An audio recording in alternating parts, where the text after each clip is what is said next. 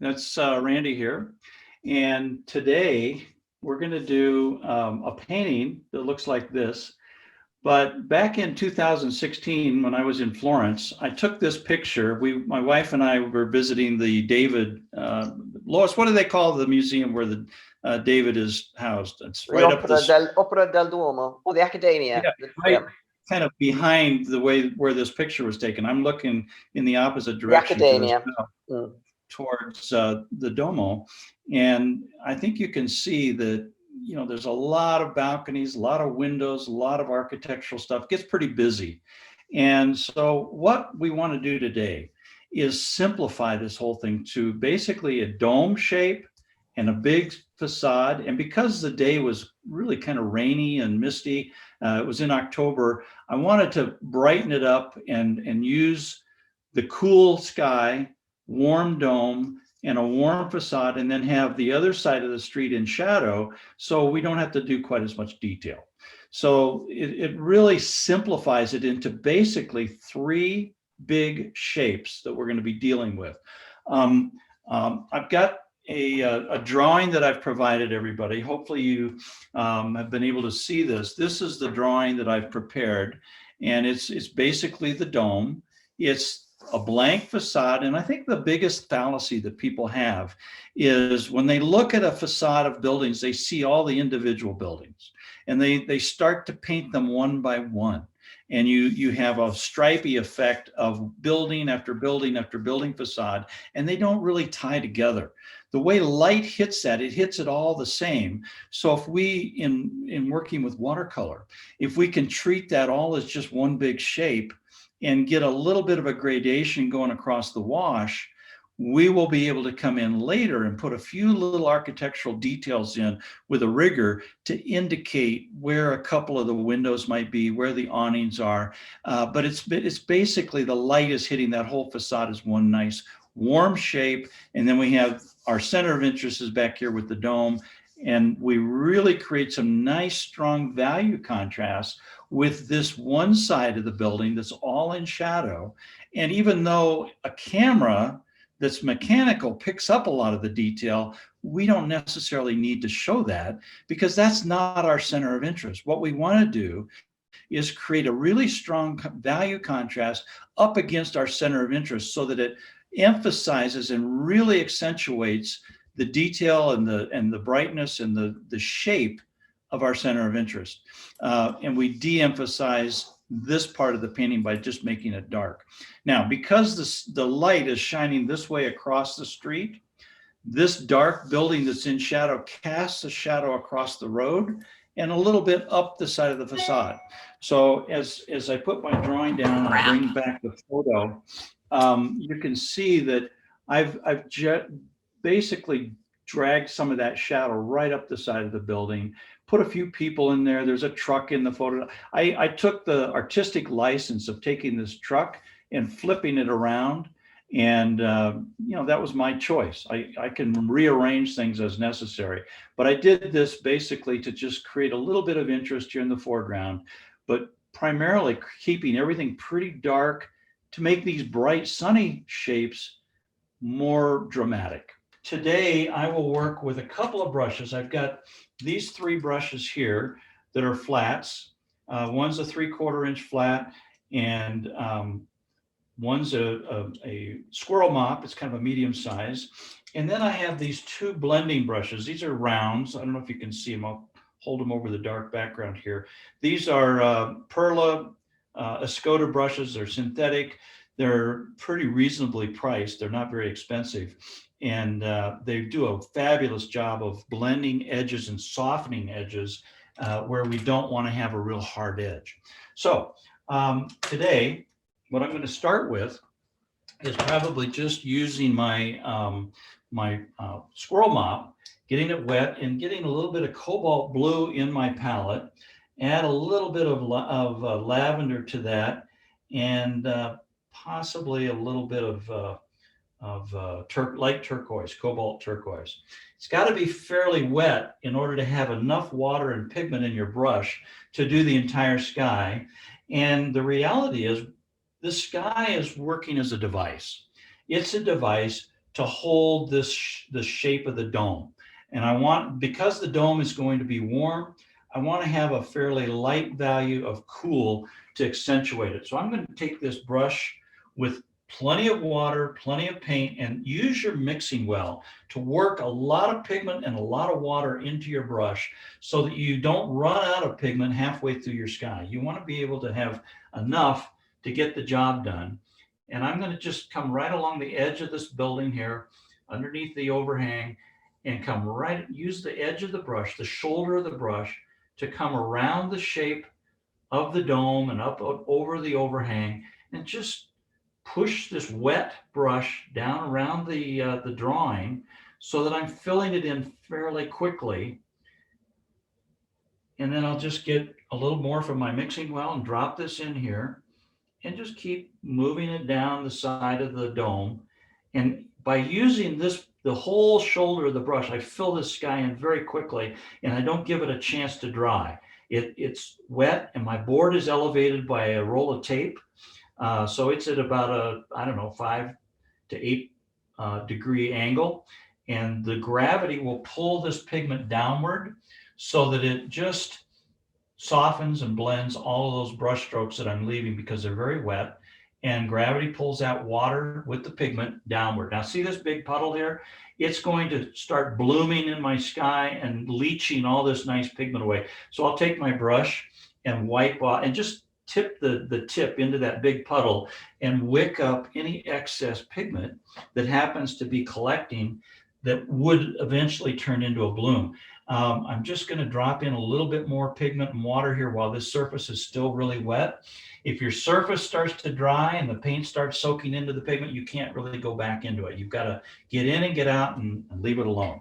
But now that light blue value for the sky is holding my shape as a negative shape. And it's a nice, strong shape, fairly even, and I use the edge of the brush to go around the edge of the dome. What I'm going to do for the next step is I'm going to use a flat brush. And this is just a utilitarian 1-inch flat. There's lots of different brands of brushes out there. This happens to be a synthetic brush. It holds a pretty good edge. I like it because it holds that nice, sharp, crisp edge. But it also does hold quite a bit of water. It's great for acrylic. It's great for water media, all water media. But today, what I'm going to do is get a really nice, warm color. And I'm going to start with a little bit of this One Brilliant number 1 with a little bit of lemon yellow in it and a little bit of yellow ochre, which is basically a raw sienna. It's got a little bit more creamy yellow in it, but it makes for a really nice facade. And I want to add plenty of water to this. I think you can see my palette. I'm shoveling in with my brush lots of water. I'll add a little bit of this lemon yellow to cream it up a little bit here. And mainly because I want down towards the bottom to get really light in value. And I want this up here at the top where the overhangs are to be a little warmer, a little more pumpkin color. So I'm going to have 2 different mixes in my palette. One that has a little bit more gamboge in it. Gamboge is another name for Indian yellow, depending on what brand's paint you're using. But you can see I've got one that's a warm and one that's a little lighter value. And I've got both of these in my mixing wells in my palette. I'll start with the darker one and start moving right down underneath the overhang and just start pulling this down quickly. If you kind of pick around at this, it's not going to work. You've got to go fast, and you've got to get as much water and paint on these shapes as possible, as quickly as possible. And I'm going to pick up just a touch of orange. I use a transparent orange, and while this is wet, I'm dropping it into the upper part of this shape, and then just gradually, and adding a little bit of water to my brush, I'm bringing it downward. And as I move back into the distance, I'm using this other mixture of paint that's more of a watered down yellow ochre with a little bit of lemon yellow in it, back towards the back of the city block that we're painting, and just lightening that up. So we've got a warmer, darker value in the foreground facade. And as the facade moves back towards the dome, everything gets a little bit lighter. Now I'm just taking water, and where the water has run, the pigment has run downhill, I'm just diluting this a little bit and getting it lighter and lighter as I bring it down towards the sidewalk. I'm even people don't have Jaune Brilliant. What can they use, please? Oh, just the yellow ochre or raw sienna watered down is fine.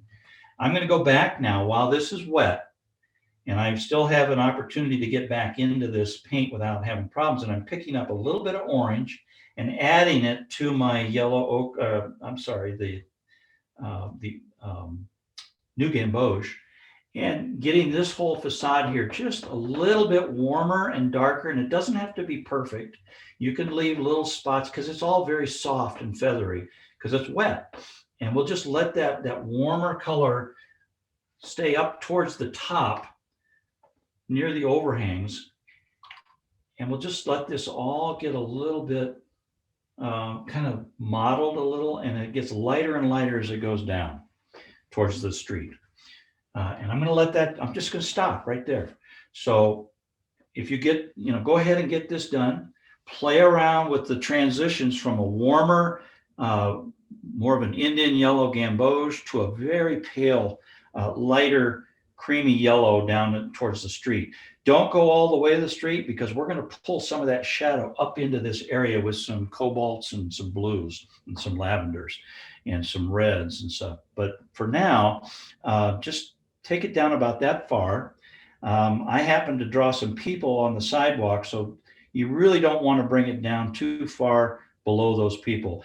What we're going to put on top of this after this dries will be a little darker in value, so it doesn't really matter if you have a few lines where the paint dries, but try to just feather it away. Use a damp brush that's clean and not real wet, and you can come back in and very lightly kind of feather the bottom edge of that yellow where it comes down towards the street level. What we want to do next is introduce a little bit of shadow and from the overhang of these awnings that are part of the architectural structure. I drew some little zigzag things in my drawing here to indicate the deals. I simplified considerably. If you look at the photograph, you see how there's all these different awnings that come off the rooftops. Those are the overhangs of the roof, but they're pretty busy and they detract from the dome. They just busy up the views. So what we want to do is simplify them, and that's what I've done in my drawing, is simplify these awnings. So I just have basically everything running to one vanishing point down here, and they're all kind of along the same alignment. There's a variety of them, but I didn't have them all over the place. I wanted to keep our attention on the dome. So that's what I've done. I've simplified that. Now I'm going to take my my same brush, this flat brush, and I want to introduce a little bit of ultramarine blue. I'll put it up here in this next mixing area. And then a little bit of burnt sienna and orange. And you see how you immediately get a really rich bronzy color. If I want to cool that down, I just add a little bit more ultramarine blue to it. But I have a base color of kind of an orange bronze, and you can use either, my burnt sienna is quinacridone burnt orange. It's a staining color. It's a Holbein or a Daniel Smith. They both are very staining colors. They're very brilliant colors, but they basically look or mimic a burnt sienna. Burnt sienna is more of a sedimentary color. It's coarse, and it's not going to be quite as bright as the quinacridone burnt orange, but they both look very similar and react similarly. You add a little bit of blue to that, and you have a neutral that has some really nice lively color to it. So there's my color. It's not real wet. I think I'm going to add a little bit more water to this so that I have plenty of stuff in my brush to keep moving through here. And I'm going to start working this overhang the underside of the soffit. I'm going to pick up a little bit more orange on my brush and just drop that orange into that wet shape. And some of that has more blue in it. Other parts of it, my brush had a little bit more orange in it. And I keep going back and getting a little more orange. And I had a little light guideline in my drawing where I knew where the shadow, the cast shadow was. I'm going to now pick up a little bit more ultramarine and add that to my mixture, and then just keep walking that towards the closer to the viewer. So we start seeing all these different colors within this nice rich wash. But see how that bottom of that shadow is such a harsh, hard edge. I'm going to take this smaller round, just get it damp. I'm just going to drag that along and just soften the edge a little bit along the bottom edge of that cast shadow. So it isn't such a, we look at hard edges. That's what attracts our eye. And if we can soften those edges just a little bit, it just makes them feel more natural. Continuing on, we'll take the same mixture and we're going to do the same thing over between these two buildings. And this is the one place in the drawing or the composition that I have created a little bit of a separation. It's just an indication. It doesn't really even go all the way down the street, but I'm adding a little bit more orange and gamboge or Indian yellow to the separation between these buildings as we go down vertically. And I'm going to pull my brush upward to pull some of that dark value back up into this cast shadow and bring this right across to the underside of the soffit. And then I'll take my smaller brush, squeeze most of the water out with my hand, and then just soften this right down into nothing. So it just kind of disappears, but it creates a little separation between these two facades in our foreground so that we feel like, oh yeah, there's a gap between these buildings, and there's just a hint of that separation. This is getting very light in value. So I'm going to come back, and while my paper and my wash is still pretty wet, I'm getting some drier pigment that's in the ultramarine blue family, and just bringing that up between the buildings just to get a little darker value, particularly right along the vertical edge of the building. That water is moving around. I just take my board and I can just literally kind of tip it a little bit and let that wash grab that ultramarine blue and mix it in with the orange a little bit and just let it start moving naturally through the shape. As you let that move through the shape, you can even take a little bit of cobalt maybe if you want, drop a little of that in a couple spots, and just rinse your brush, get rid of that paint, and just let this roll around in the wet shape so that it feels pretty natural. I'm going to completely dry off my flat, and just, if that didn't blend exactly the way it needed to do a little more blending, I can go in and soften that shape just a little bit. I'm going to break up just a little bit of this edge here just by dropping in a drier brush and softening that edge as it comes down into the shadows. We've got to continue doing the same process all the way across this, all these soffit fascias and the cast shadows. And I left a couple of little gaps in my drawing between some of these so that we see a little bit of light where they don't continue on exactly the same. But I'm bringing my cast shadow down with a little bit wetter blue mixture so that it gets lighter and lighter as it moves away from the viewer. I'll add a little bit of warm yellow in there to just warm up that shadow a little bit, but it's not as rich and dark as the ones in the foreground.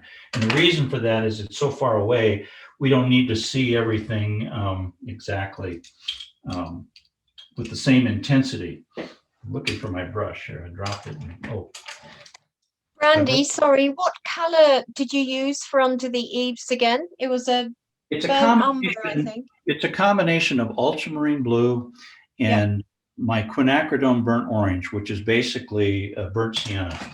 Now, lovely, thank you. I don't know if you can see this, but some of this pigment is creeping into my facade here. So I'm just going to kind of wipe some of that up. It softens that edge, but it keeps that paper from being so wet that it starts pulling that darker value between the buildings into the facade. If that starts happening, you can always just pick it up a little bit and lighten it. Now, what I was looking for earlier was I have a huge puddle of water under these cast shadows here. I want to bring the shadow down a little bit more on the vertical surface of the building. And I also want to pick up a little bit of that puddle of water so it isn't so wet that it starts blooming everything. Water, if you think about it, there's maybe 10% or 8% paint and 92% water. So when that dries, you're hardly going to have anything there. So what I'm doing now is I'm just going back in and adjusting how wet or how dry some of this is. And I've got a little gap between these buildings here. I'm just going to bring one line down just to indicate that there might be a gap or a separation in some of these buildings.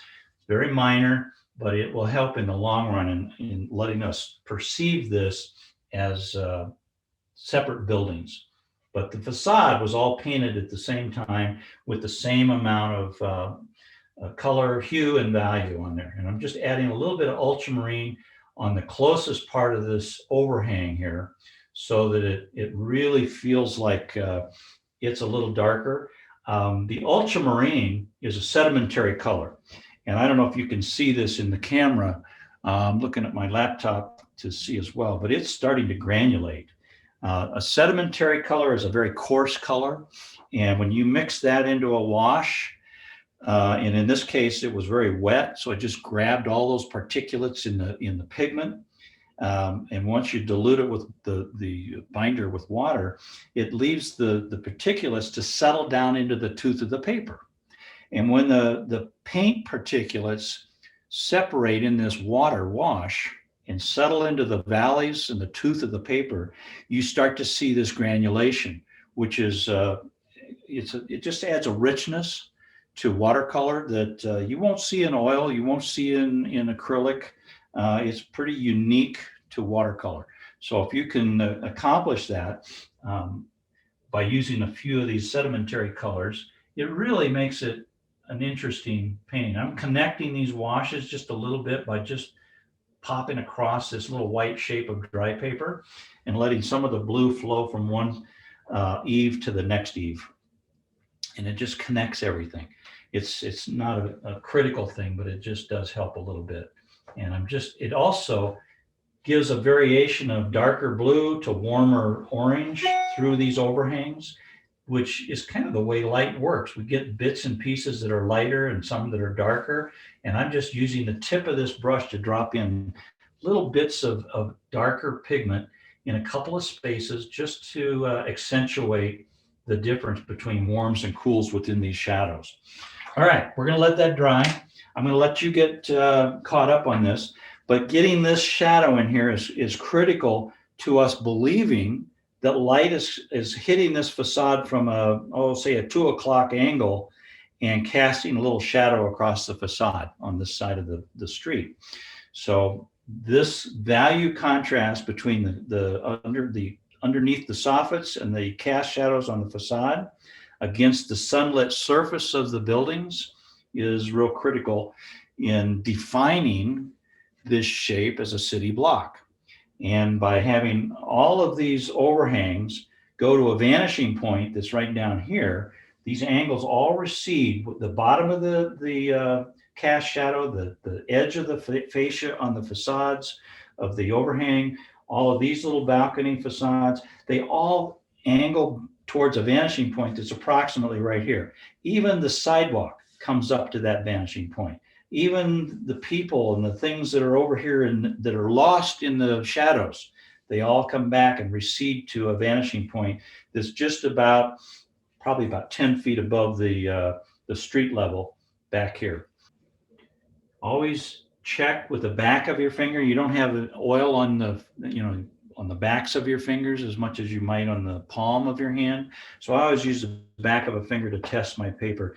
And if I feel like it's still pretty cool, that means the paper's still wet. It's got a lot of moisture still in it. So if you need to use a hair dryer to get that a little bit drier before we go on to doing anything with the dome, probably be wise to do that, because we don't want to lose that contrasting shape between the two shapes.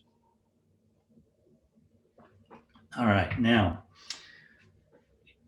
as I talk about the dome, we're going to want to go from lightest value to darkest value.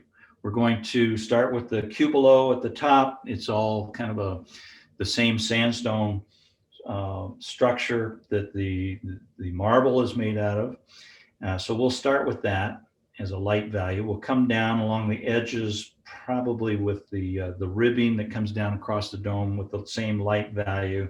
And we'll drop in the facade on the vertical surfaces of the buildings with that same lighter sand color. This is going to be more of a yellow ochre raw sienna color, as opposed to the yellows and oranges that we used in the facades of the buildings that are closer to us. So what I want to do is take my brush and maybe clean up a little area within my mixing well in my palette, so I can get a little more beige in my mix. And this is my mix happens to be yellow ochre, but I also have a little bit of raw sienna. And the difference between the two is negligible. You just can't really see the difference. But what I want to do is add enough water to this. And this doesn't have the yellows in it that the previous mixtures have. And I can use this color to just very lightly kind of come in with a little bit of a warmer beige color. Don't go up onto the top of the cupola, because that has more of a turquoise color to it. But just drop in as a wash, go right across your drawing with a big wash. And you can use a small brush, you can use a big brush, it doesn't really matter. I happen to use the corners of my big brush because they work just as well as around in getting detail. And I can bring this right on down very quickly. And this doesn't have to be perfect. Just get some of these ribbings down in here. And then pick up a little bit more of that same mixture. And I want you to just put an entire shape all the way across. Don't go on this lower dome.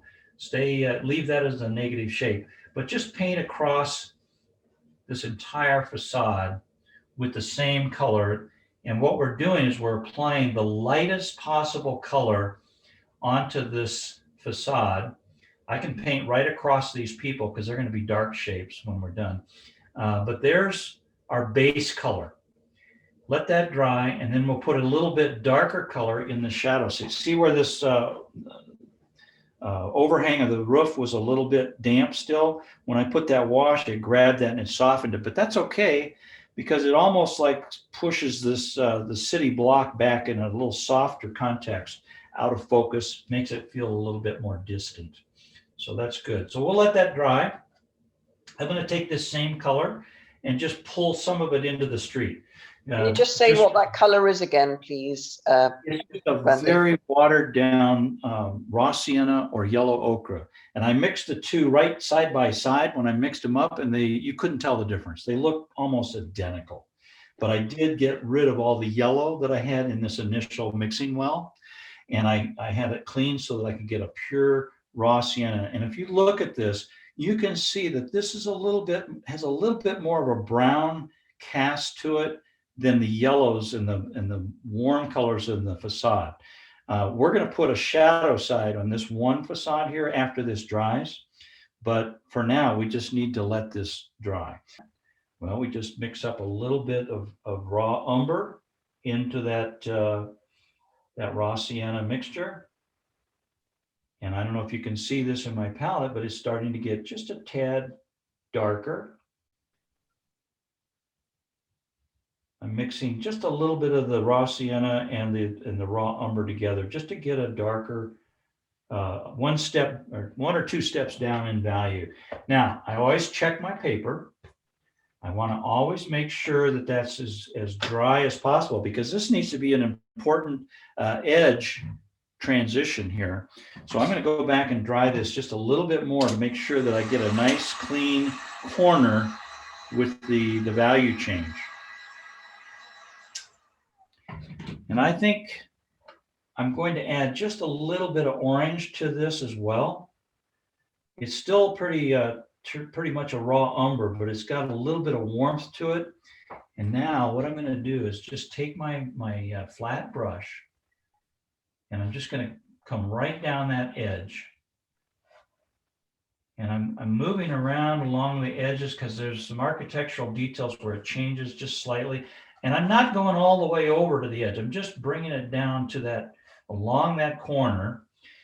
Now I'm going to rinse my brush, get all the water off of it, and just take that color that we had and just drag it back towards the left side.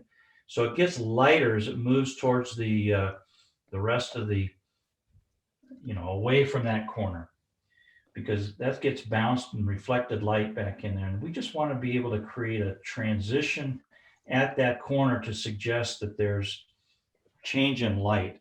We're going to do the same thing with this secondary little part of the building that has this smaller dome. We're going to come back in and just add a little bit of dark that comes down there, a little bit underneath the overhang on the ledge fascia, and then just take water and pull water towards the corner where the transition is in value. And all of a sudden now, you can see that there's a change in light. I'm going to go get a little bit more of the same color, and I'm just going to come in underneath some of these little fascia facades and just put a little shadow color in there.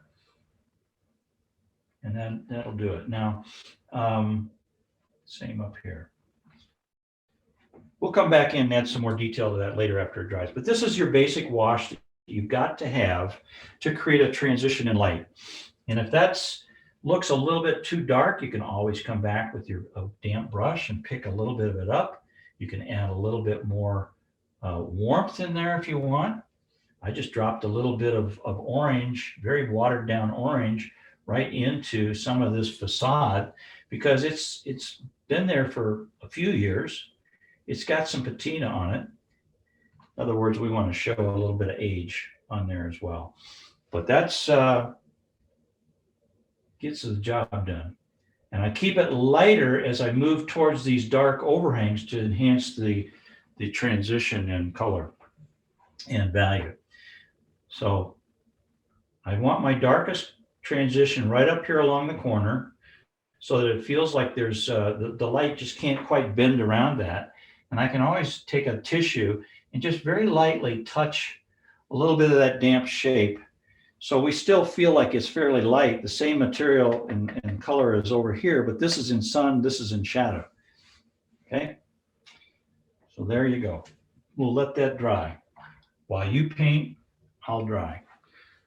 And if you need to look at this while it's drying, you can see exactly what we're trying to accomplish with the value change along this corner so that we really see light coming in on one side and shadow on the left side.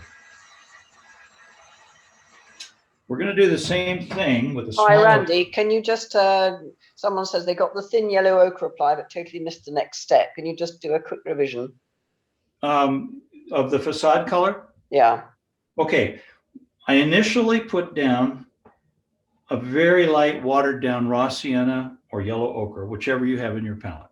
It's all the same color all the way down these ribs on the dome, all the way down all the vertical surfaces. One color, equally in the same value. I dried it, and then I mixed up a little bit of raw umber and a little darker value of the raw sienna. And I came back in after this had dried and I dropped it in along the corner so that it felt like it was the same color, it's just in shadow. And we did the same thing with this smaller little facade that's under this secondary dome on the right side, so that as the light enters our painting from this direction, all of this surface is in light, but the light can't bend around the corner. So we have a definite transition at the corner in value, and it makes it feel like it's in shadow. So we want to get this painted. It's just basically a darker version of the raw sienna. I added just a touch of orange to it just to warm it up in a couple places. I didn't want it to get too dark as it came down towards this facade, so I took a tissue and I just sort of lightly picked up a little bit of the excess water within that shape. And that's where we got that surface. I'll come back in and we'll put shadows in these holes where the little, I'm trying to think what they're called, the oculants or the windows that are round, but that's later. That's detail stuff we add later. Our next step is going to be focusing on the actual tiled facades of the dome itself that are going to be in orange or burnt sienna.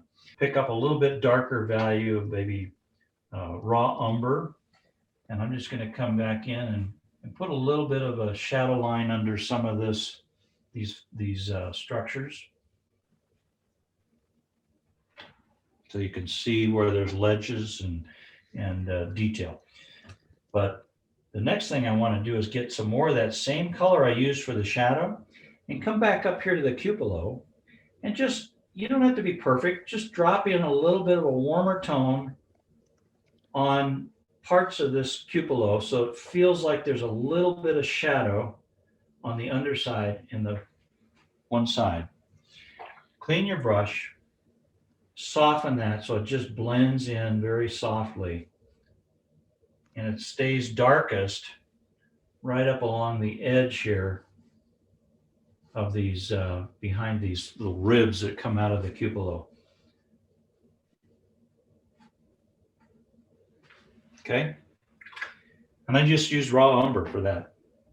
And if you don't have raw umber, you can make raw umber with raw sienna and ultramarine blue.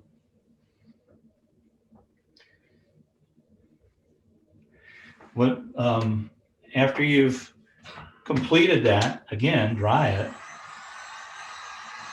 Does everybody understand why we dry our shapes before we go on to the next step? Because if you touch one of the edges of these shapes with another color, it's just going to bleed into everything. And if you want to preserve the warmth of a light value, it has to be dry before you put another layer on top. If you put a wet brush stroke on top of a damp brush stroke, you're going to make mud. If you want it to be very transparent and brilliant, you need to make sure that the first wash is completely dry, and then you can glaze in another secondary color, and you'll see that initial color come up through that secondary wash, and that will give it the glowing effect that we're after. So it's important to dry between steps, very important. While we're waiting for everybody to get their little shadow on the cupola done, I have some light cobalt teal in my palette. I don't know if you can see me mixing this up. Let me move my camera a little bit. I'm just mixing up a little bit of this light cobalt teal, and I'm going to add a little bit of orange to that. And all of a sudden it makes sort of a coppery patina color. I'm going to add just a little bit more of the cobalt teal to give it, and then also maybe a little bit of cerulean blue just to cool it off a little bit. But there's my copper patina for the very tippy top of this cupola. And I'm just going to put a little bit up here. I'm not going to paint the whole thing. I'm just going to paint one side, clean my brush completely, and then wipe all the water off this brush and just tickle the edge of that copper patina color that I just put on there with the teal. And I'm just softening it so it just sort of transitions around to the right side. And it's a very, very light value, almost the white negative shape. But all the dark is over on the left side that's in shadow. Just add a little bit more of that cobalt teal. And that's it. That's all you have to do at the top. We'll come back in and put the shadows in the openings and the windows and stuff at the very end. But for now, that completes the top. The next step is going to be using a flat, and we're going to fill in these sections on the dome. I'm going to use this one well that's already got some orange and yellow ochre or raw sienna in it. And I'm going to get more orange. I happen to use Schmincke's transparent orange, but if your orange is a real peachy color, you may want to add a little burnt sienna to it. But I'm going to mix up kind of a nice rich orange. And this orange is, I don't want it to be real wet, but I want it to be wet enough that I can get the paint to flow off my brush onto the paper and not dry out halfway through one brush stroke. I'm going to add just a touch of the burnt sienna to that. But you can see that's a pretty nice bright color. I'm going to come back to my dome, and I'm going to be sure that I leave the ribs as light and negative shapes. I'm going to just drop in a little bit of this orange into my dome, come down the other side. And using a whole flat, I can cover this area very quickly and keep it all about the same wetness. If you take too long to do this, it dries and you'll have marks everywhere. Now I'm going to take just a little bit of burnt sienna and a little bit of that ultramarine and umber that was on there.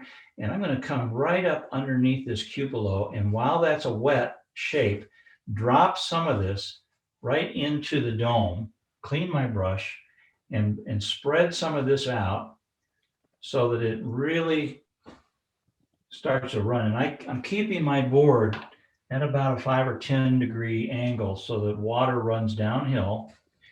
And I just want to get a nice rich patina within this. And I'm just dropping in some nice burnt sienna into that orange and letting the water kind of move down to the bottom of the dome and collect and just be soft. And you'll see some granulation occurring because of the pigmentation. And then on the other side here, now I'm going to keep a white negative shape of that rib separating these two shapes. But I want to make sure that this is dark enough and rich enough. Randy, could you repeat the colors you've used, please? These are basically two colors, orange and burnt sienna. And where I wanted to get a little patina up here to the top, I just took the corner of my brush and picked up just a little bit of ultramarine blue. You can see what happens when I take that little corner of my brush with just a touch of ultramarine blue. It just kind of darkens the brightness of the orange just a little bit. And I want to get maybe a little bit more of that coming down. And while this is still wet, I can play around with this, but the minute it starts to dry, I'm done. So I'm pretty much done there. I've got to go get some more orange and not introduce any of the other colors. And this one, I want to really keep brighter.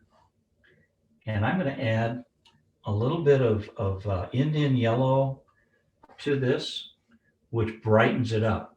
And I think you can see how much more warm yellow that is compared to the bottom of this panel of the dome. And it just makes it feel like there's light hitting this surface compared to that one over there on the left. And now we've got, just clean up this along the rib.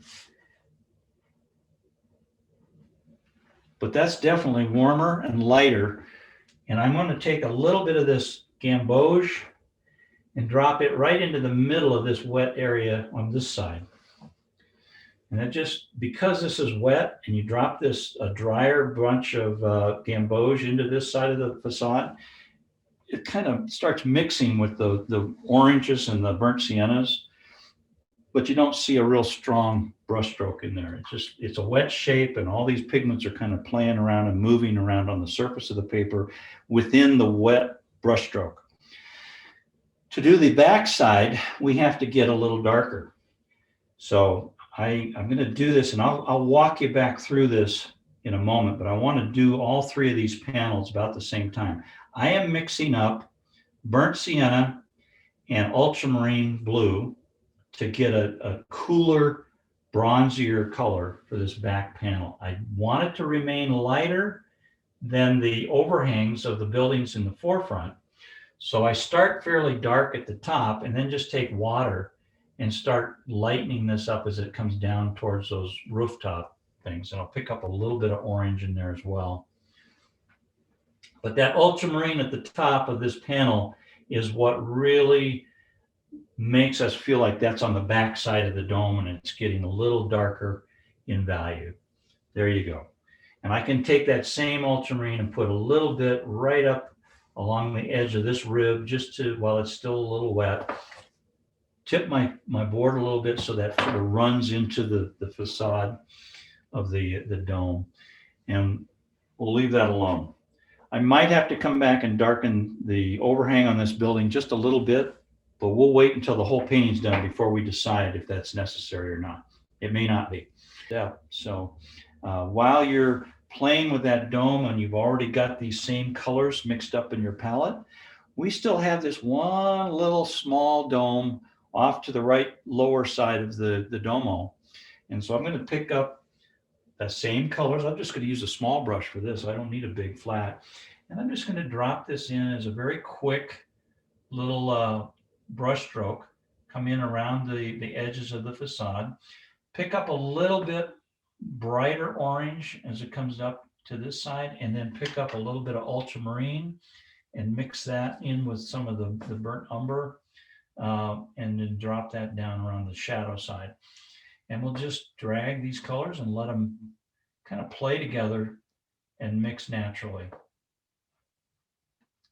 And I can do this with the tip of this brush because everything's really wet, and I can kind of get all these colors going at the same time and moving within the wet shape. I don't know if you can see that, but that orange is now just flowing around all this darker pigment that I just dropped in with the ultramarine blue.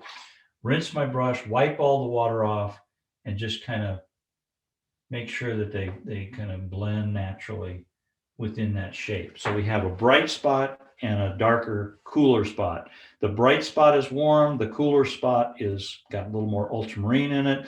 It's all the base color is that same transparent orange that I used on the dome. But now this dome relates to this dome. They're all kind of in the same family. They're all part of the same building structure. All right.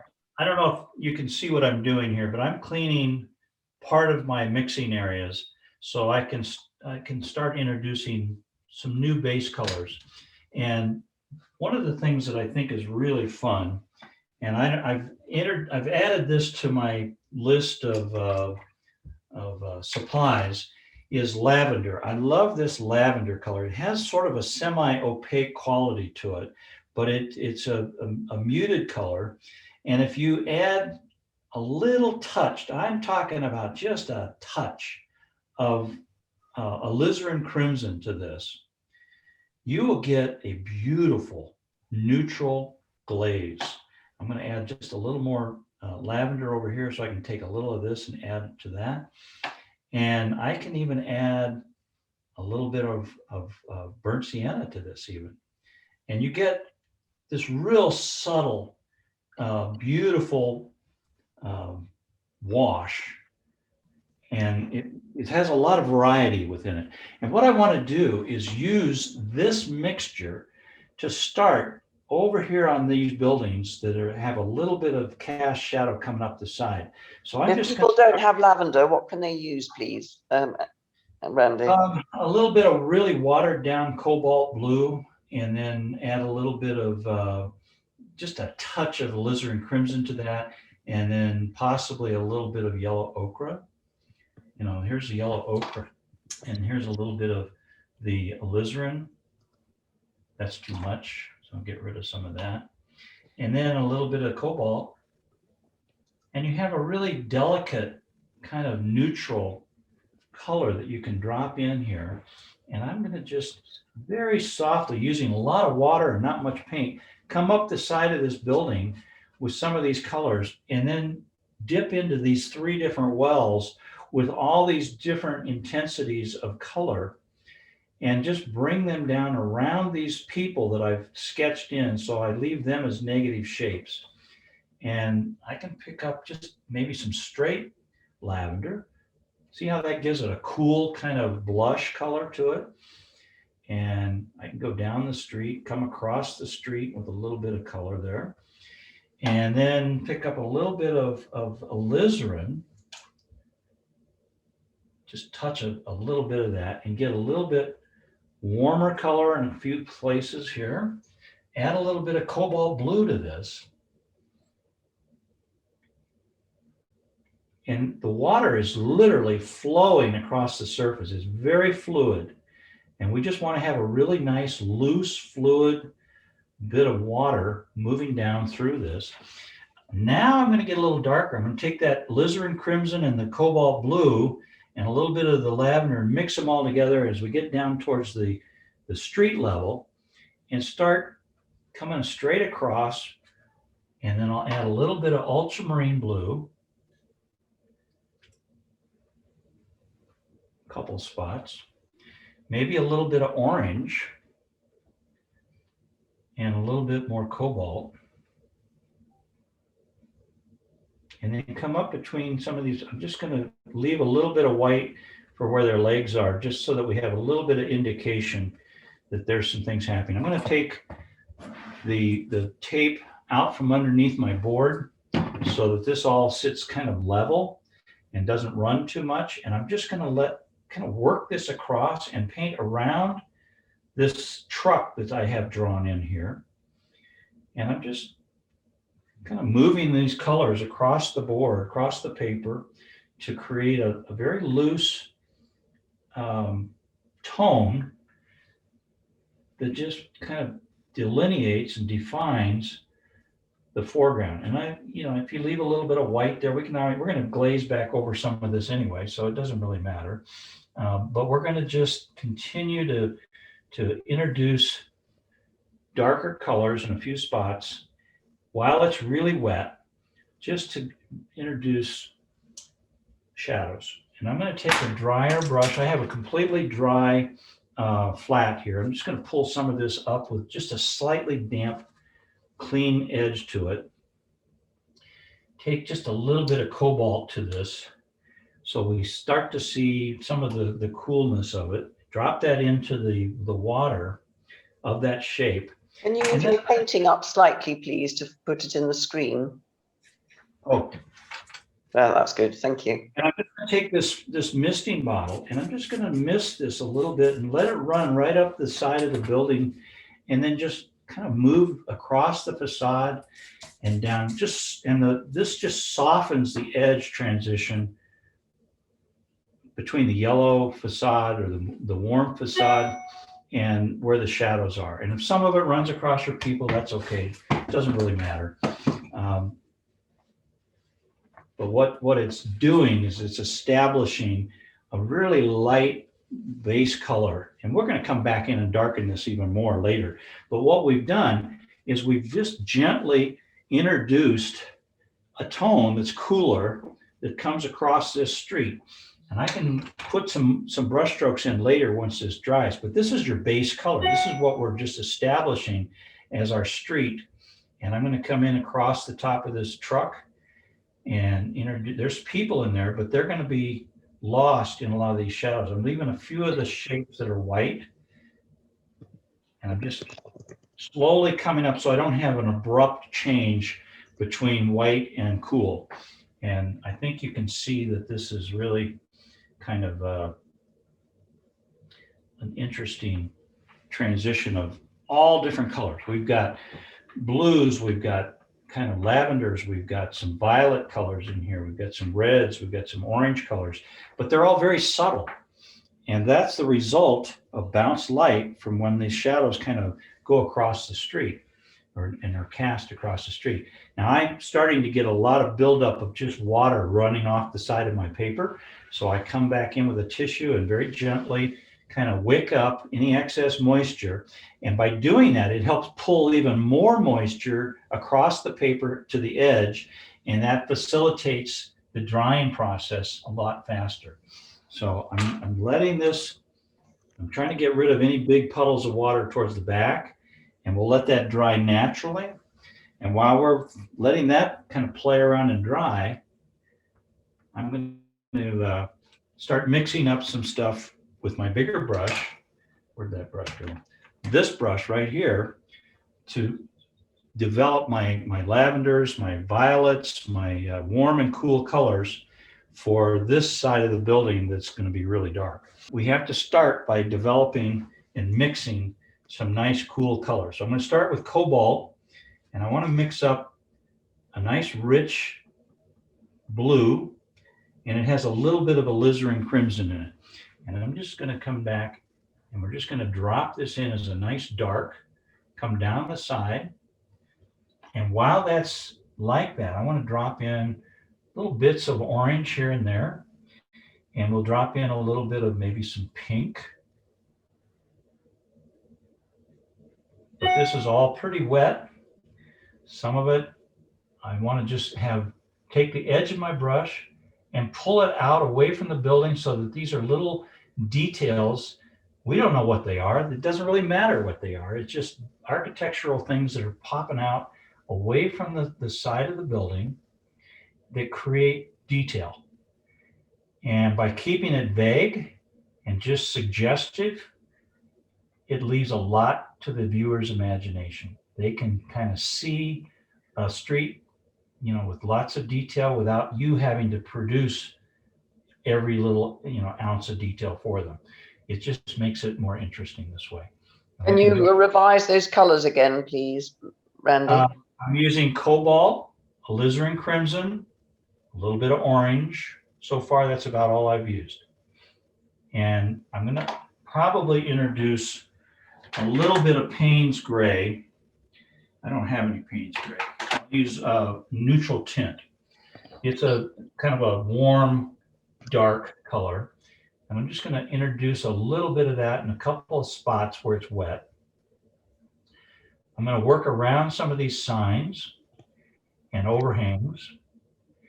And I might even add a little bit of sap green in here. Let's see what that does. Just a little bit of green in there, just to make it more interesting. And the green next to that orange is kind of nice. We'll add a little bit of alizarin crimson in a couple of spots here. That makes that green. It makes a neutral color, but green and alizarin crimson are complementary colors. So even though this is a nice, cool, shadowy side, it's got some warmth to it. And we want to just drop in maybe a little bit of the orange up in part of this overhang. You can see it's just full of rich color. I'll pull this down so you can see what we're doing. And as we come down the side of this building, things are going to get a little less intense, a little more neutral as we start getting towards the street. And I'm going to leave a little bit of negative shape for some lanterns, street lanterns and things like that. And we'll come back in and add some darks for those. We'll add a lot of darks in here after this is dry so that we can really create some fun information within information, little details within the shadows that are just suggestions, but that's what makes them really kind of interesting. So we're just going to leave a few little negative shapes in here they don't necessarily need to relate to anything, but when everything dries, it's going to make a lot of sense. I'm going to go back and get a little bit more cool blue now, and we'll just drop it into these wet areas. And I'm just playing with these shapes, kind of moving around and among and behind some of these other shapes. And because this is a big puddle of water, when I drop a little bit of paint in, it just grabs that water and it starts moving through the shapes and creating all these different intensities and transitions from warms to cools. I've got some things happening down here low. I'm going to change to a smaller round, and using the same colors, I'm going to have more control by using a round at this point. I can get down in around these guys, and this is a pretty neutral, grayish, wet shape that I'm working with right now. There's not a lot of color in it. It's just a lot of the water with some pigment in it. And there's some white shapes in here that are just left white, where my brush is kind of skipped across things. But I'm going to go back and get a little bit more blue, a little bit more of the lavender, and we'll come back in and we'll just start, building around some people's heads and shapes and different things. And pick up a little bit of the alizarin crimson and drop that into some of these shapes here. Even a little bit of neutral tint. And I want to come back over here where this is wet and drop in some neutral tint to this wet shape that'll take it down a little bit darker in value. Come across these lighter areas around the lantern, really kind of define a little bit more of some of these things, create some just different little elements that kind of poke in and among some of the shapes, just so that we're not really sure what it is. Doesn't matter, but maybe it's shutters or something, who knows. We're going to glaze over it before we're done, but for right now, I just want to get these shapes in there, and we're going to add a little bit cooler, maybe a little cerulean blue. I'll put a couple of people and a couple of shapes here just to kind of take a damp brush and just blur the bottom edges of all these things. Drop in a little bit more of the neutral tint, which has a warmth to it. Come around this truck top. And we'll come back in and paint around some of these signs with some darker colors. I might add a little bit of blue right around one edge here. A little bit of blue underneath this awning here that's going to be something that's featured. But all of these colors now add a richness that is just really kind of fun. And it just kind of makes it exciting. And it suggests that there's things. I can take the tip of my brush now and I can put little drain pipes in here. I can put details that are going across. I can have some things coming out away from the building. And I do all this while it's wet, because I'm just pulling this wet shape out into these little details that suggest stuff coming off the side of that facade without having to go in and do a lot of detail to it. So that takes care of that. I'm going to come back in and get a little dark underneath this truck. And I'll just clean my brush and just feather that color right down to the bottom of the paper. And I'm going to stop at this point and let you do this and just play with it and have fun. And whatever you decide to do with these shapes, it's all part of the process. It's all part of just adding interest. And we'll come back after it dries and we'll put some more darks on top of this. But for now, this is your base color of shadow that we've just introduced to the whole side of the building. And I'll come back in with some darks and we'll drag the shadows across the street after this left side of the painting dries. I'm going to take a little bit of the pyro red. It's a bright, warm red. And I'm going to just throw a little bit of this onto this awning that I've got. And I don't want to completely paint the whole awning. I'm going to rinse my brush now and just use water to kind of pull that darker color down into the rest of this awning. Clean my brush again and get a little bit of ultramarine blue and get this side of the awning with a dark color, and then go back to wherever I had the red in my mixing palette and just push a little of that red right up into that blue.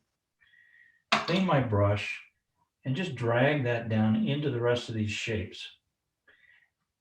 And then I've got the same red. I'm going to add a little orange to that red just to make it even warmer. And I'm going to create this sign. I think it's a no-way traffic sign. It's got a little white warning band through it, but I don't paint the whole thing. I just paint part of it. And then I just take my brush and I kind of drag this across. And that might be too warm. I think what I'm going to do is the bottom part of that, I'm going to use alizarin crimson, add it to the to some of that blue that I happen to have there. And it just gives us a little bit darker version of the red that's on there. And just kind of take my brush and push some of that away so that it isn't quite so all the same. We want to have variety in it. I'm going to take a little bit of the raw sienna now and mix it with some of this other lavender color that I have. And I just want to kind of drag across part of this white shape here. Maybe add a little bit of green to that. Drop a little green in there possibly. Take and rinse my brush.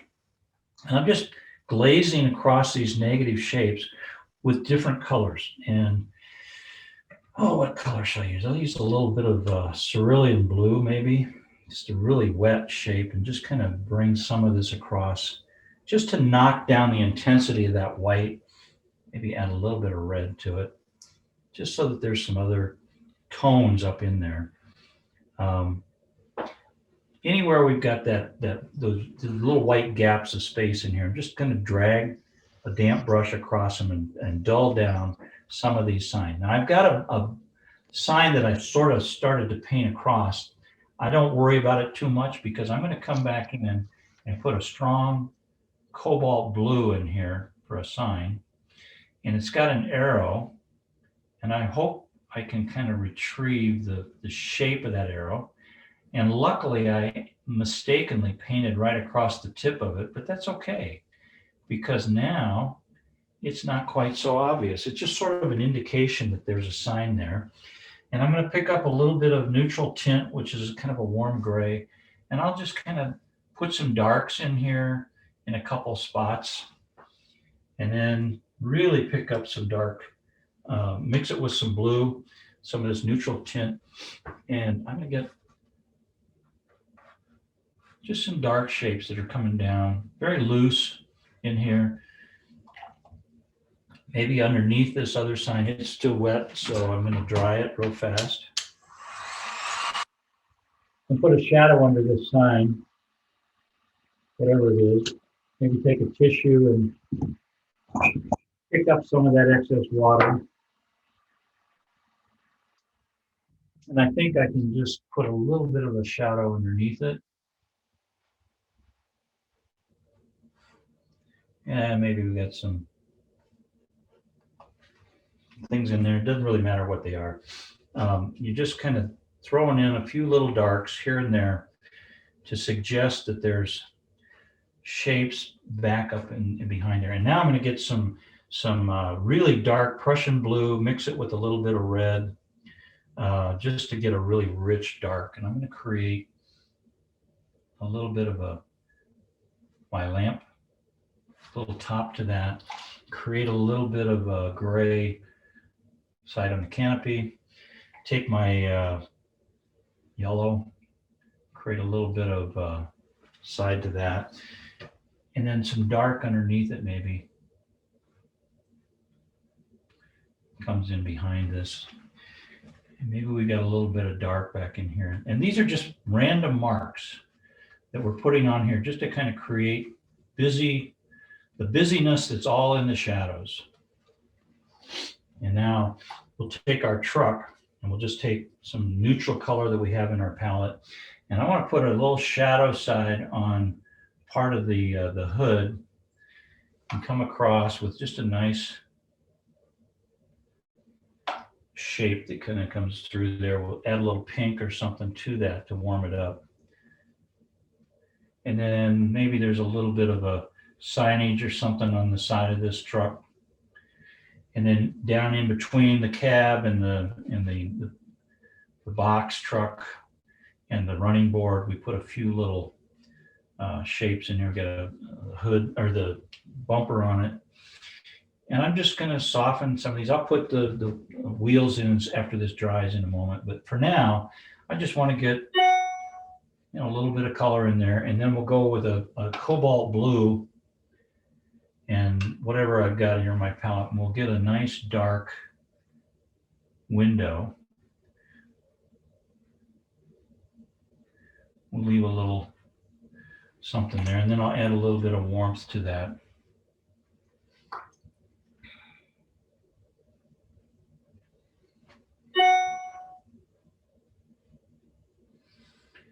And we can add some dark, some blues and whatever. It doesn't really matter what it is. It's just sort of the logos on there. We'll drag a brush across that and darken it later. I'm going to bring this down on the door.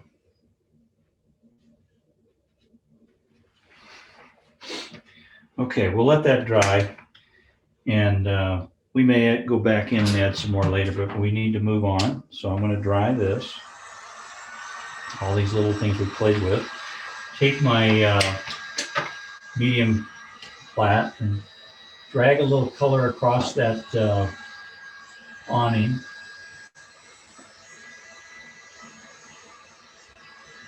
So it's not center of interest, it's just sort of there. And I want the window on the truck to be a little bit darker.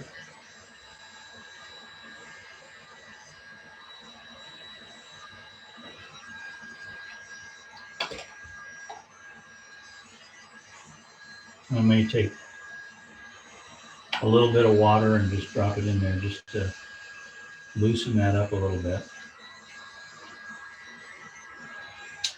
And as this dries, we can come back in and add some tires and maybe a bumper, or not a bumper, the hubcaps or whatever. Put a little blue or something in there, part of it. That's all going to be in shadow in a moment anyway, so we're just going to drag stuff across that after it dries. So now let's play around with the shadows going across the street once you get all that done. I'm going to hold up there until everybody's satisfied with what they've got on this side of the building, but you can see we've introduced a few little shapes here and there that just kind of give us a little sense that there's some other things happening. Maybe we've got some little details on here that are the side of the facades and the buildings. Doesn't need to be much.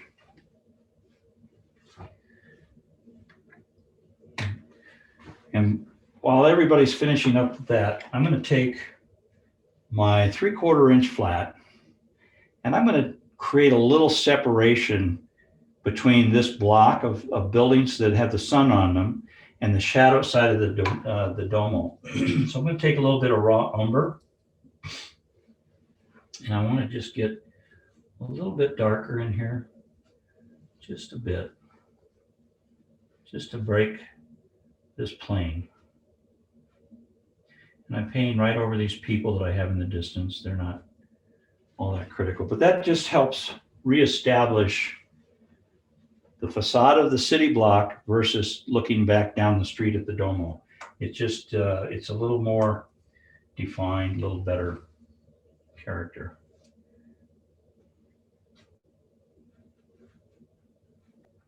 There. That works. Okay. I think we probably ought to think about getting this shadow in here next. And then we'll play with the people, and then we'll put the windows in and we'll be just about finished. So first thing we want to do is settle on a color to mix up for the shadow that's coming across the street. And we want to use a big brush. In this case, I'm going to use a 1 inch flat. And I'm going to start with the base color of my burnt sienna. I call it the quinacridone burnt orange. And a little bit of ultramarine blue. Makes for a nice, rich, bronzy color. There we go. And we'll add a little bit of cobalt to that as well. I'm just going to kind of come across here with a really rich, dark, come underneath the truck. We'll add some orange to that while it's wet. And then I'm going to take my squirt bottle and just squirt this a little bit to soften it and let this color run in the foreground. Could you repeat the colors again for the underneath there at the bottom, please? Yeah, I just used a little bit of burnt sienna and ultramarine blue, and then a little bit of orange. And I'm going to add a little bit of the lavender and the quinacridone. I'm sorry, the alizarin crimson. As we come up and come underneath this truck a little bit. And then I want to get more of a cobalt and lavender color coming across the street. We'll break that up.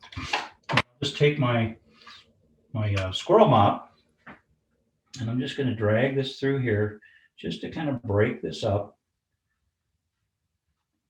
and move my way up the wall with a cooler color like a cobalt. Come in around these people's heads. So we have a nice negative shape for them. So the sunlight's on their shoulders.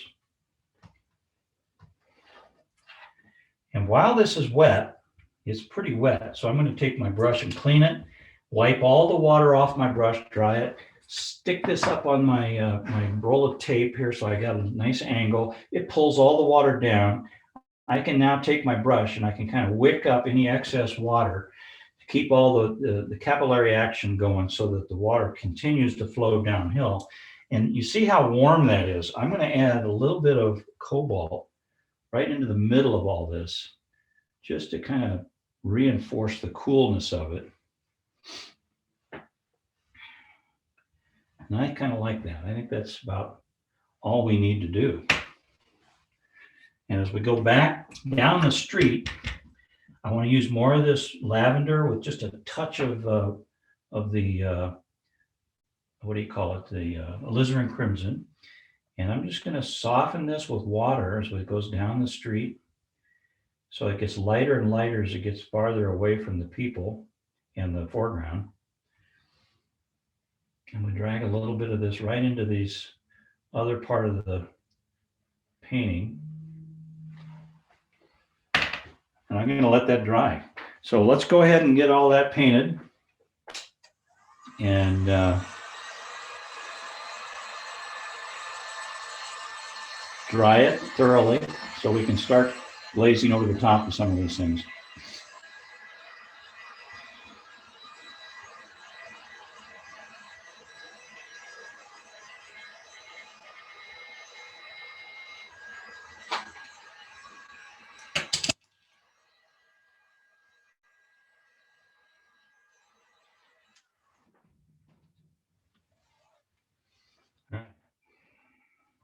It's still wet, but it's just left a fingerprint in there.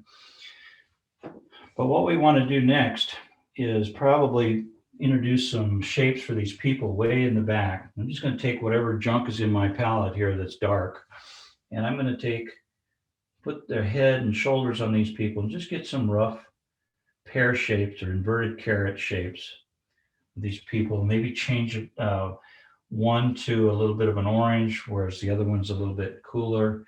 And we'll just have a little bit of difference in color between them, but let the two colors touch each other and run together so that we have a variety of people here. And then we'll get a darker color going across for a shadow.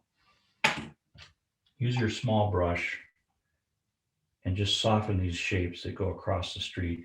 Then come back and get a cooler like an ultramarine and mix it with maybe some pink or something, and get your other person that's down at the end of the block, just the shadow side of them, and then allow the color to come down one side, but then clean your brush and allow a little bit of the lighter value to come over to the other side of them, and then get darker where their legs come down into the shadows going across the street. We can even put a few heads of darker color down the street. Maybe there's some people down in here. We don't really care. Now, let's, I'm going to put just a quick stripe in a couple spots there, just very light, just a kind of continuation of the sidewalk. I'm going to take a lighter color and put a little shadow across the top of this bump, the hubcaps. Get a really dark. I'm going to use like a burnt sienna and an ultramarine, and we'll get a nice dark underneath there. We'll put a little bit of dark between the cab. We don't need to do everything really dark, but just in a couple places, we'll introduce just a bit of a shadow or reflection on some of the windshields. And now we're going to go back in. At this point, I want you to clean your brush and make sure that everything is up to this point, because we're going to start putting in some windows and shadows and things within the dome. and some of the little details. So this is almost finished. And if you think your shadow is too warm, you can always introduce a little bit of cobalt blue, and you can come across with a little bit of blue in there and just cool it off. Take water and just soften it so it isn't an overt color, but it just kind of plays in there with cooling it. And you can take a little bit of warmth or orange in there and drag it across the street, soften it. That's kind of ugly, so we'll just add water. There we go. Side of this truck, I'm going to take a little bit of a cool color. I'm just going to drag a little bit of a coolness across it, like there's a little bit of a shadow. Maybe a little red or something up in there, doesn't matter. It just makes it less important. You know, I'm just softening it a little bit, maybe even take a spray bottle and spray it a little bit so it softens it. And it all runs down, makes it less obvious.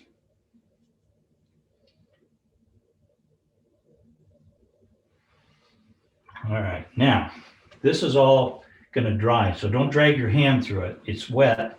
It probably is still wet in your painting. I know it is in mine. So I'm going to bring my hand up and use my little finger here, knuckle, to try not to get paint all over my painting, which I just did because I had paint on my hand. But if you want to get a dark, we're going to come in and put this window in as a very dark, and then rinse your brush and get sort of a cooler cobalt, a little less intense color, and pull that dark up into that oval so that it's darkest at the top and a little bit lighter towards the bottom. And we'll put some shadow within that recessed frame, but we're going to do the same treatment over here on this side. Get this dark in there. And maybe add a little alizarin crimson to a Prussian blue or something like that. And we'll just add that really nice dark up in there. Clean our brush, and then just use water to kind of push up towards that dark.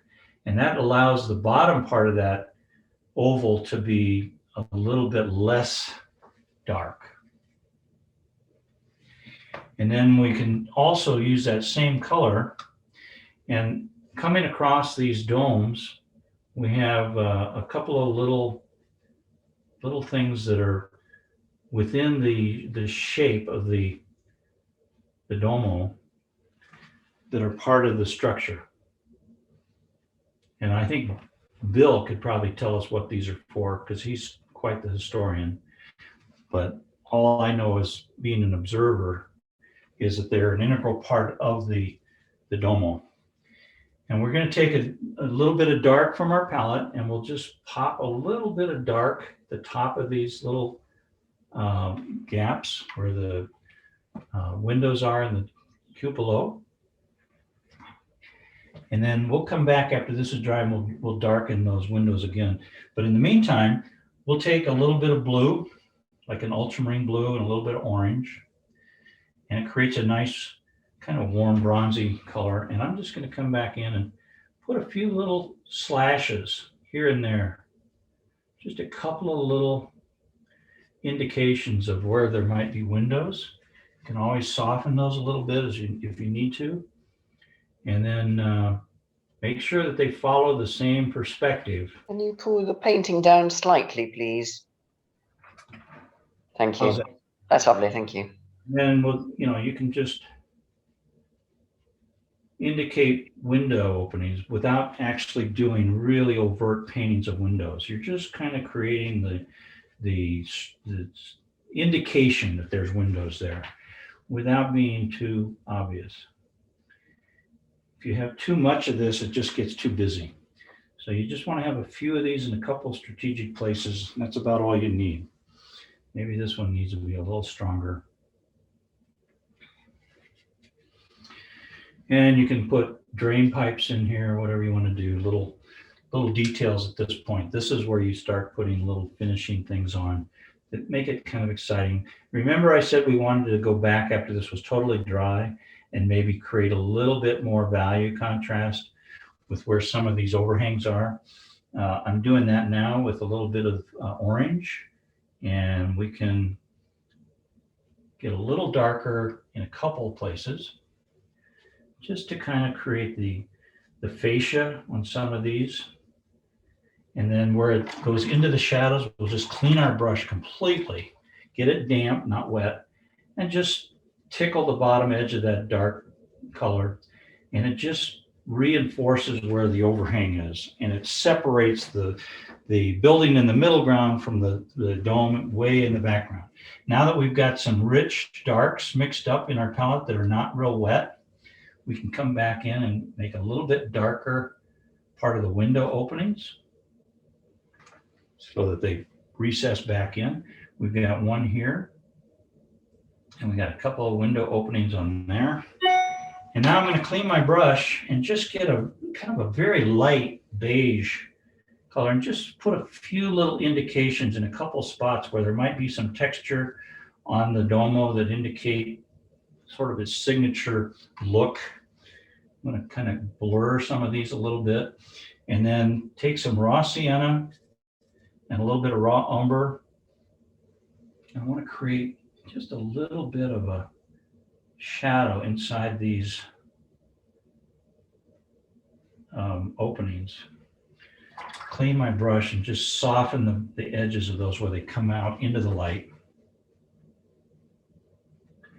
And then we'll go back and get really dark right up in here.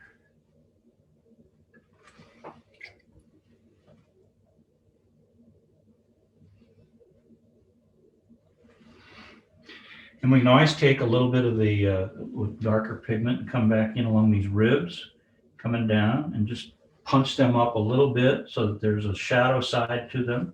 Makes them a little brighter. And maybe one of the windows needs to be a little darker there. I want to get this shadow here, now that this is drying. You know, I've told you, some of you may have heard me say during the break that we always want to be evaluating our values and deciding whether we're getting the desired effect. So I'm going to take my squirrel mop and get a very light value of cobalt blue, maybe mix a little bit of the lavender with it, just a touch of the alizarin crimson, and maybe just kind of splatter a little bit of this on part of this shadow as it comes down, just to create a variety of cool colors. Get a little bit of this coming up the side, maybe take my tissue and just very lightly blot some of that away. And I think dropping into this wet area some of the pure lavender, which has some opaque quality to it, it just lightens up some of that shadow just a tad.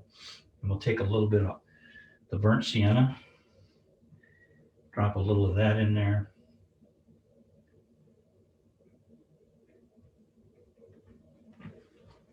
I like that. I like that. That's good. Okay, now we'll let that dry. I'm going to add these people here in the foreground in a moment.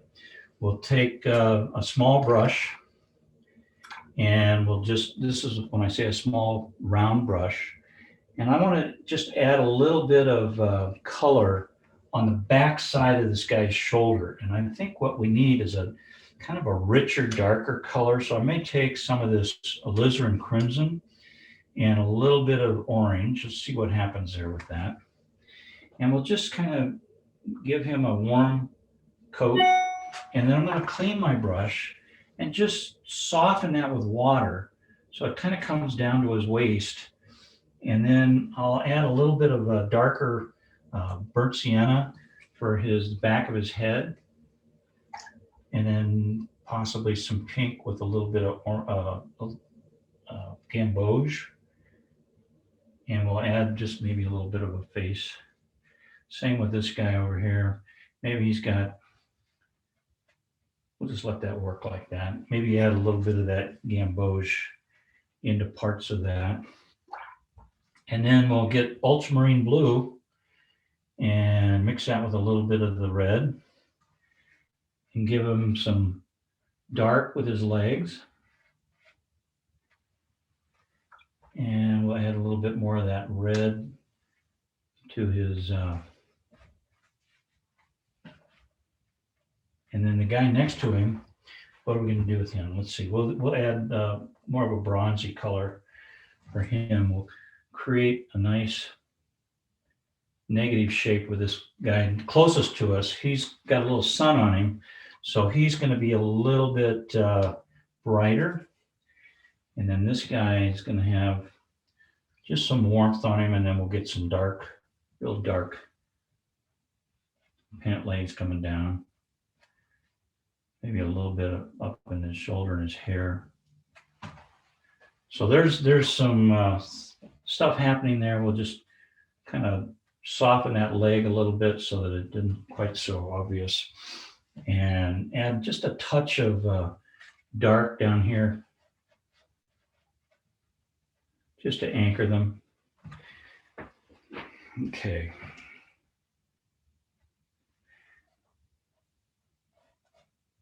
I'm putting a few little architectural lines in some of these buildings. They have little features in them. We don't need to have much, but it just helps kind of separate the sections. And then the shadows up in some of these little cupola things here, we want to come down with that. And then I'll get a dark and put an outer band.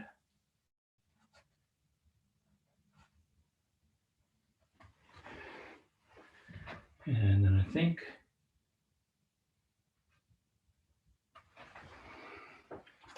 that's about it. Now, what we want to do is check our truck, glaze over the tops of this so that it's not quite so bright. It's not it's just giving us context that this is a street, there's some deliveries, some things going on. And we'll get some darks underneath it. That works. Did anybody bring any permanent white gouache? If you did, squirt a little bit of it in your somewhere in your palette, or in I've used a little paper plate bowl because I don't want the gouache to contaminate my transparent watercolors. But I can mix up a little bit of with my rigger, a little of this white gouache, and I'll get a nice runny mixture of it on the end of my rigger. Make sure you got enough water on here so that it sprinkles off the end. And what I'm going to do is, once this dries, I'm going to sprinkle a little of this on here to give it a little sparkle. And I think it just adds a lot to a painting if you give that little bit of brightness. And I'm not trying to go in and actually paint anything with it. I'm just going to sprinkle a little bit of it on here and maybe use it to sign the painting with. And there may be a couple of spots where I want to put a little highlight here or there. But for the most part, I think this is really about all I want to do, and just sprinkle a little bit of it on these dark, shadowy areas. If you sprinkle a little bit of white gouache on a painting in a light value area, nobody's going to see it. You've got to have enough dark to make it work. And the dark value is critical to that. And I usually don't put it everywhere. I'll just put it sort of in the foreground in a couple spots. And you can see when you sprinkle a little of this on here, it just makes it kind of fun, gives it a little bit of pizzazz. And then you can take that and you can use that same brush. Make sure you don't go right onto your paint. Wipe a little bit of it off with your, see, that's what happens. It's easy to fix, so you just do this and you fixed it. But you put a little bit of it on the end of your brush and you can sign your painting. And it's wet.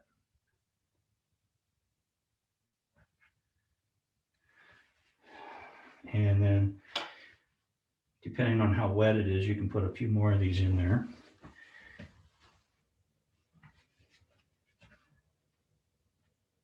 And then you can always add a few little spots of color and a few spots there just to kind of add a few little details. But that's it. That's basically what we do to get this dramatic painting going, and makes it kind of fun. Let me back the camera up here so you get a good view of this. But that's our painting.